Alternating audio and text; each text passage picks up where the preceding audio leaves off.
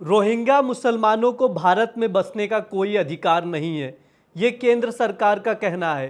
केंद्र सरकार ने ये बात आज सुप्रीम कोर्ट में कही, साफ कहा कि केंद्र सरकार का ये स्पष्ट बयान है कि कोई भी रोहिंग्या मुसलमान जो अवैध रूप से भारत में रह रहा है, उसे भारत में रहने का कोई अधिकार नहीं है, उसे यहाँ पर बसने का कोई अधिकार नहीं है। क्या कहा एग्जैक्टली उन्होंने, जो केंद्र सरकार ने कोर्ट से, वो मैं आपको बता दूं। रोहिंग्या मुसलमानों की वजह से सुरक्षा हमारे देश की प्रभावित हो सकती है, ऐसे में उन्हें देश में रहने का कोई हक नहीं है।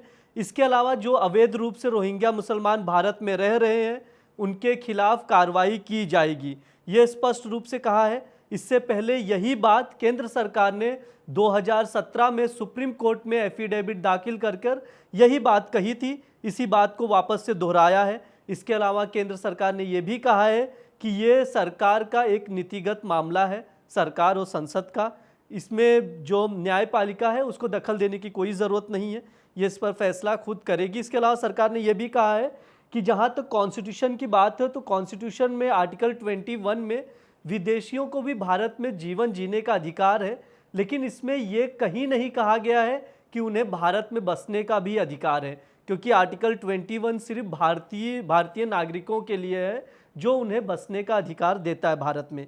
इसके अलावा रोहिंग्या मुसलमानों की बात, ये जो कहा गया है इसमें साफ है, स्पष्ट है कि कोई भी रोहिंग्या जो अवैध रूप से भारत में आया है, उसे भारत में रहने या बसने की इजाज़त नहीं दी जाएगी।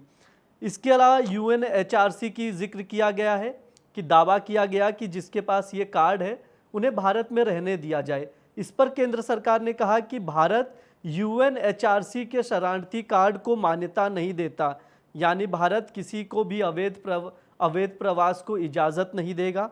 पड़ोसी देशों से आए लोगों की वजह से अवैध प्रवास का सामना कर रहा है भारत, जिससे पश्चिम बंगाल और असम में भी जनसंख्या बढ़ी है।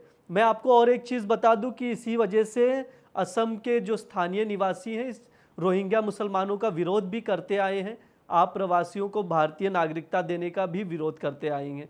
हम आपको आगे भी बताएंगे इसमें जो भी अपडेट आएगा। देखते रहिए India.com। शुक्रिया।